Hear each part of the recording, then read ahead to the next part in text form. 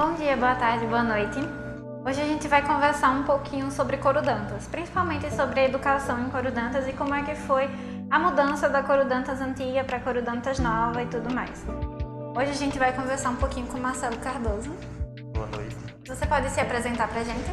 Posso sim, meu nome é Marcelo Cardoso, nasci e me criei em Corudantas, tenho 44 anos, trabalho diretamente com a educação, hoje estou um pouco afastado devido a estar presente na Secretaria de Obras do município, mas sempre estive envolvido com a educação, desde a antiga vila até os dias da nova Corudantas. Você foi professor, certo? Você foi professor em Corudantas ou aqui na cidade? Eu comecei na Santos Cardoso e no Mário da Mota, professor de Educação Física. Depois ensinei também lá na vila, lá em Corudantas, 2 anos após ter iniciado. Com a vinda do ensino fundamental 2, né, que na época começou, só tinha a primeira e a quarta série. Aí, quando começou a surgir a quinta série lá, que antes o ensino não era por ano ainda, era por série, aí foi que eu fui no segundo ano, na sexta série, quando começou, eu fui para Corudantas, com educação física também. Mas foi um período assim, de aprendizado, um período de dificuldade, porque a gente sabe que a cada evolução que vai acontecendo na educação são mudanças que vão trazendo ensinamentos, mas foi um período muito satisfatório na minha vida também.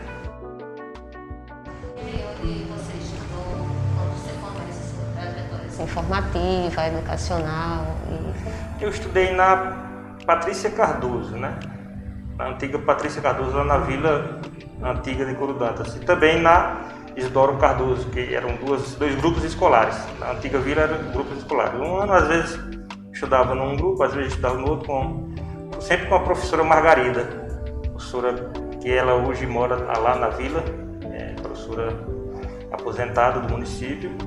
E também estudei com o Nino que hoje é enfermeiro lá no posto de saúde. Estudei com Maria Amélia, professora do estado, que foi uma das primeiras professoras lá, mais conhecida por Dona Xoxinha. E depois fiz o ensino fundamental 2 na Santos Cardoso, em Pinhões.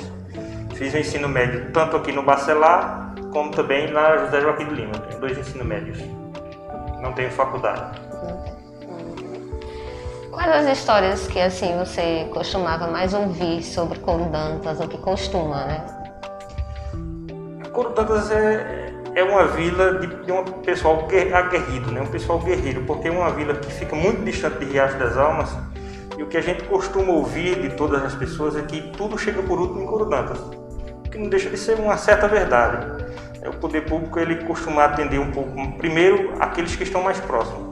Corudantas, isso não é só de hoje, isso é de várias gerações de políticos e de administrações, mas assim, é um povo que não desiste, é um povo que tenta estar sempre presente, sempre lutando, um povo que vive praticamente da agricultura e da pecuária, né? E também aqueles que hoje muitos procuram trabalhar fora, mas não deixa de acreditar, não deixa de lutar e buscam sempre um dia melhor para viver na sua rotina lá na vida de Corudantas.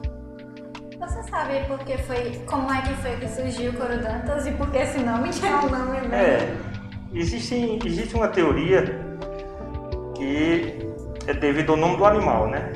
A anta, que deu o nome à vila.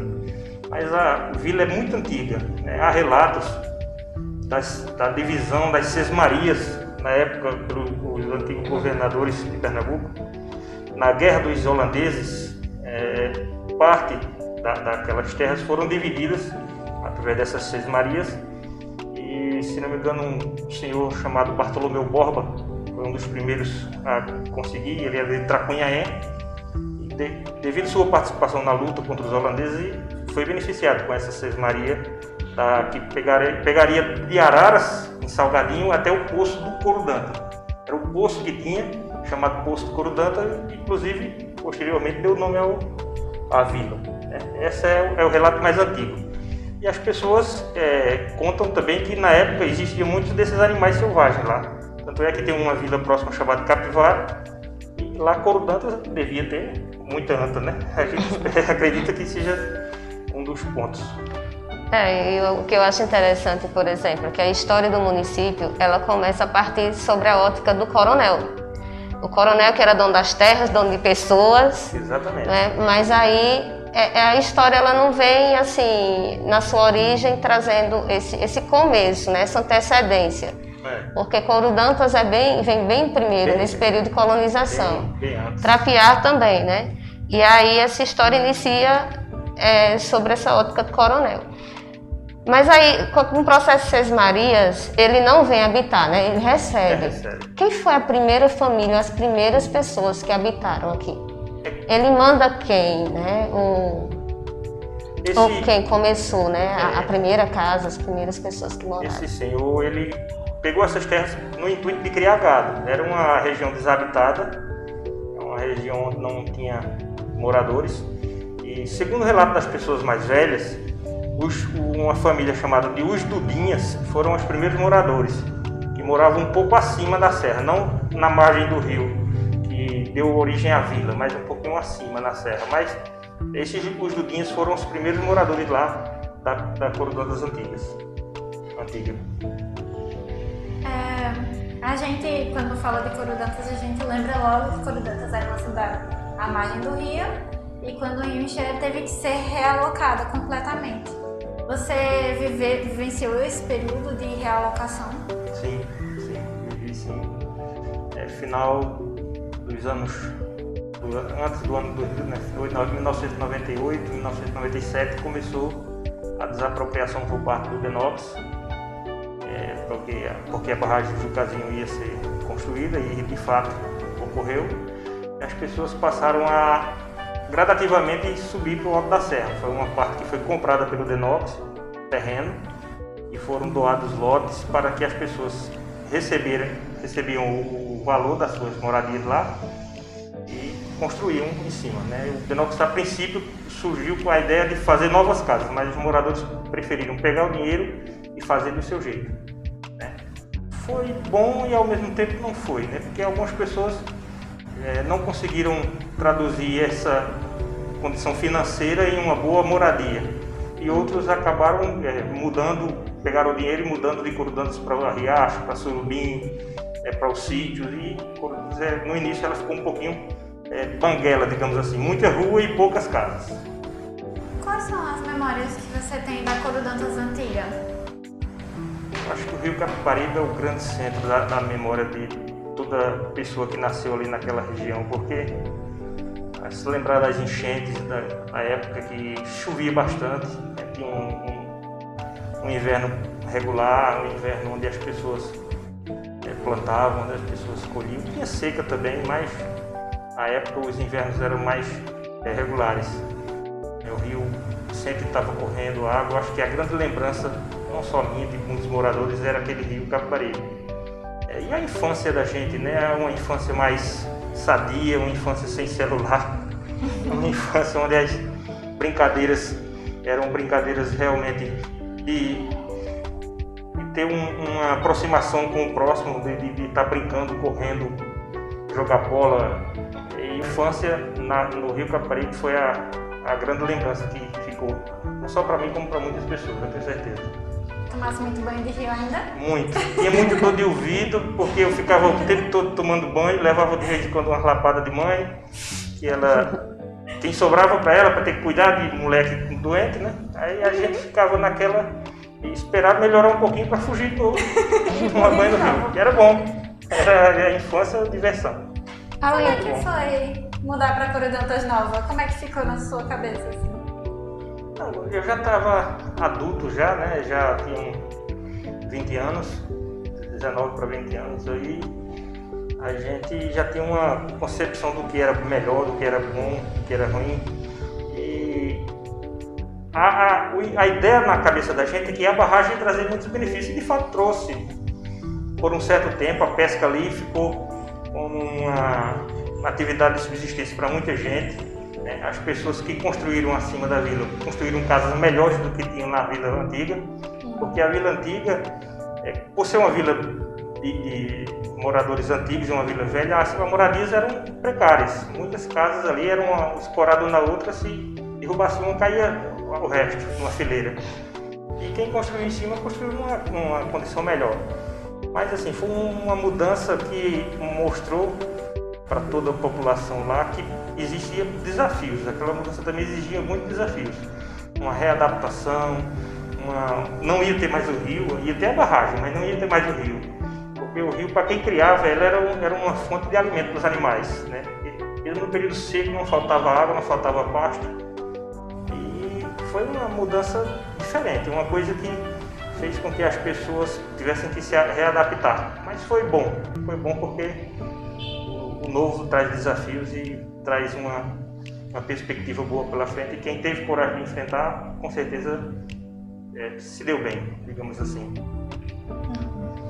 Quais, tipo, você fala da memória assim do rio, mas a estrutura das casas, que memória você tem delas? É verdade que elas tinham datação, anos de construção em algumas? Como é que era essa estrutura, né? Sandra, eu lembro bem da igreja. A igreja de lá tinha uma data de 1925, né? Tem uma datação. Tinha uma casa que funcionava um motor de descaroçador de algodão, que era uma das atividades econômicas da época lá na antiga vila. E também tinha uma data, mas eu não me lembro agora, não recordar que data era. A casa de Dona Irene, também, que era uma moradia antiga. Pareciam aqueles casarões da cidade de Olinda, né? Com casas bem detalhadas, com aqueles desenhos. Para você ter uma ideia, a estrutura das paredes, hoje a gente faz uma casa com um tijolo só. Na época tinha casas com 3, 4 tijolos dobrados, isso era uma segurança maior. Mas também existia aquelas moradias mais frágeis, das pessoas que não tinham condições de fazer, e tinha muita casa de taipa. Por incrível que pareça, tinha muita casa de taipa.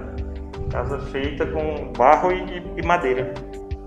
Então, assim, a barragem, de certa forma, ela veio para fazer com que essas pessoas, ao pegar esse dinheiro, pudessem fazer uma moradia de melhor qualidade. E como é que fica as pessoas idosas ou daquela época que tem que sair dessa parte histórica, deixar tudo isso? E tu lembra assim de relatos, de falas que as pessoas, né, se portavam? Sim, comentavam eu sobre que existiam os dois lados, né? Existiam aqueles que queriam, existiam aqueles que relutavam. Aqueles que preferiam que não tivesse ocorrido essa mudança. E hoje, a gente, 20 anos depois, eu para Corudantas Nova, a gente veio morar no dia 28 de abril de 98. 28 de abril de 98. E meu pai mudou de Corudantas Velho para Corudantas Nova. Então já são o quê? 23 anos, né? 23 anos depois. Então muita gente, aquele pessoal que tinha ali naquela época 60 anos, 60 e poucos anos, a maioria já foi para o andar de cima, morar com o Papai do Céu. Mas assim, ainda, mesmo assim, a gente sabe que pessoas queriam ir rápido. Como a primeira moradora da Vila Nova, Dona Nair, ela já faleceu há bastante tempo, ela era uma das pessoas que quis realmente ir rápido. Não era uma pessoa de idade já, mas também teve outros moradores que ficaram relutando. Seu Neguinho, eu acho que, se eu me lembro, foi seu Neguinho a última pessoa a sair lá da Vila Velha. Ficou bastante tempo, todo mundo morando em cima e ele morando sozinho na vila com a família. Então são situações que existiam os dois lados, né? Existiam aqueles que queriam e gostaram, e também aqueles que queriam um certo saudosismo e não saíram com aquela pressa que tinha que ter por causa da enchente, né? A barragem ia encher e ia alagar tudo.